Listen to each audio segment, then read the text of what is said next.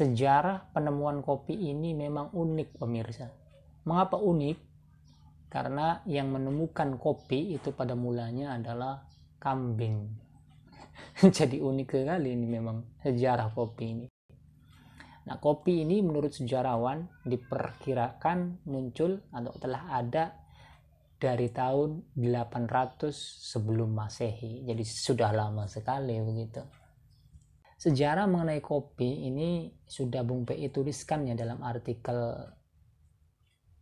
tentang kopi, yaitu sejarah kopi. Dalam blog Bung PI sudah dituliskan ini. Sudah dituliskan dalam blog Bung PI itu sudah lama, itu sudah Bung PI tuliskan semenjak bulan April tahun 2020 ya. Jadi sudah lama. Nah, kali ini Bung PI mencoba menjelaskan sejarah kopi dalam versi videonya begitu barangkali ya. Jadi sekali lagi bahwa kopi itu menurut sejarawan itu diperkirakan itu telah ada dari tahun 800 sebelum Masehi.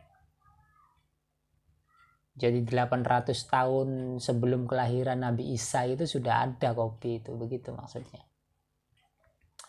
Nah, kopi ini dipercayai mulanya itu tumbuh dan muncul di Afrika, tepatnya di Ethiopia.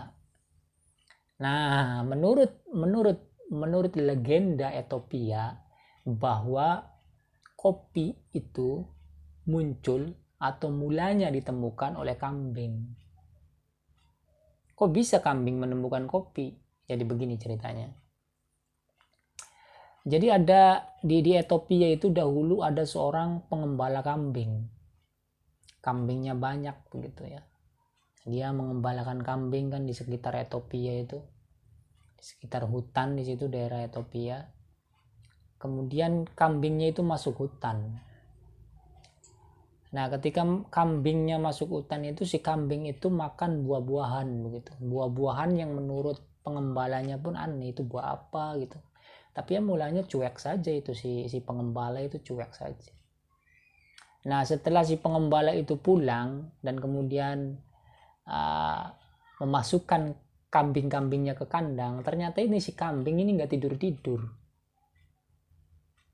Jadi kan kepikiran itu si pengembala, ini kambing gak tidur-tidur kok kenapa gitu. Kepikiran ini kambing kok gak tidur-tidur itu kenapa ya, ada apa ini sih dengan kambing ini. Nah, setelah mencoba mengingat-ingat, akhirnya si pengembala itu ingat, oh iya ternyata kambing saya itu waktu siang itu makan buah yang ada di hutan itu. Nah, setelah keesokan harinya si pengembala itu kembali lagi ke hutan dan mengambil buah tersebut yang ternyata buah kopi itu. Nah, setelah diambil kemudian ia kunyah dan benar saja ia juga merasakan gak ngantuk-ngantuk setelah ia mengunyah buah kopi itu.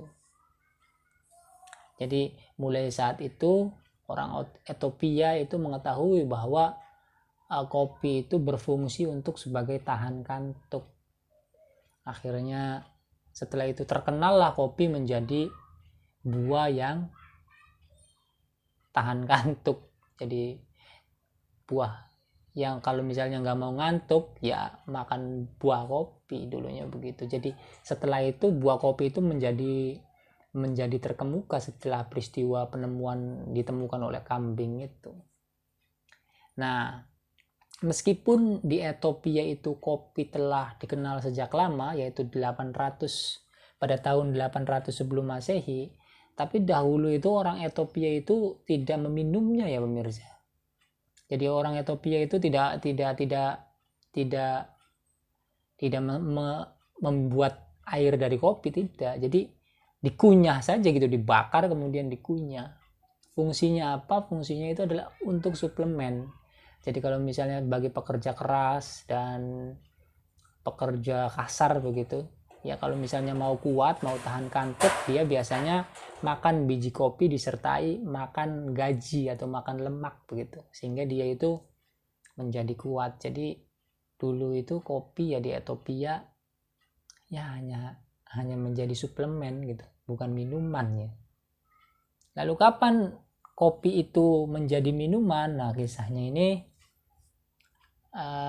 ini baru maksudnya kopi itu baru dijadikan sebagai minuman itu setelah orang-orang Arab itu berdagang ke Ethiopia. Ini tepatnya pada abad 15. Pada abad ke-14 dan ke-15 ini orang-orang Arab yang kebudayaannya waktu itu lebih maju membeli kopi-kopi tersebut. Nah, setelah membeli kemudian salah seorang yang bernama Haji Omar itu melakukan inovasi terhadap kopi ini, sehingga akhirnya kopi kemudian disangrai dan kemudian disangrai kemudian dikasih air, dan airnya itu yang kemudian diminum hingga sekarang itu. Nah, Haji Omar ini tinggalnya itu di kota Moka ya pemirsa, atau Mukha, di kota Moka, yaitu di kalau sekarang itu negara Yaman ya, sehingga anda kan sering mendengar kopi Moka kan begitu. Nah, asal mulanya itu Haji Omar itu atau Haji Umar itu yang membuat inovasi itu di kota Moka dan mengembangbiakan kopi itu di kota Moka, sehingga waktu itu kopi menjadi terkenal gitu. Setelah dikembangkan oleh Haji Omar itu minuman kopi itu menjadi terkenal. Nah, setelah masuk ke Yaman, kemudian kopi yang seduhan itu kemudian berkembang ke daerah-daerah Arab lainnya, salah satunya ke Madinah dan Mekah. Nah, di kota-kota Islam itu nantinya kopi itu kebiasaan ngopi itu nantinya menjadi kebiasaan yang lazim ditemui di kota-kota besar Islam pada waktu itu. Begitu sejarah kopi. Jadi kopi itu asal mulanya dari Ethiopia, kemudian dibawa pedagang Arab dan dikembangkan menjadi minuman sehingga menjadi yang seperti sekarang itu. Nah, adapun menyebar ke Nusantara itu melalui orang-orang Eropa ya pemirsa, karena orang-orang Eropa juga ini kan melakukan perdagangan dulu dengan orang-orang Arab, sehingga orang-orang Eropa yang memandang bahwa kopi sebagai komoditas yang menjanjikan akhirnya kan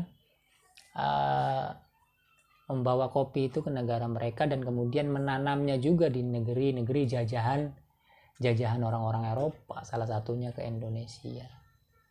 Nah, jadi begitulah pemirsa sejarah mengenai kopi. Jadi kopi itu mulanya itu muncul di Ethiopia atau di Afrika, kemudian dikembangkan di Arab dan diinovasi oleh orang Arab. Kemudian setelah terkenal di dunia Islam itu di Timur Tengah, baru kopi itu menyebar ke Eropa, karena orang Eropa kan berdagang juga dengan orang Arab.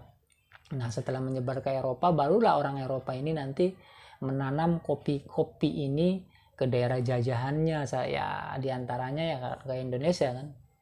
Kita kan dulu dijajah Belanda, jadi Belanda itu menanam kopi nantinya di Indonesia. Dan wilayah-wilayah di Indonesia yang banyak tanaman kopinya kan diantaranya Jawa Barat, Lampung, Aceh, dan lain sebagainya.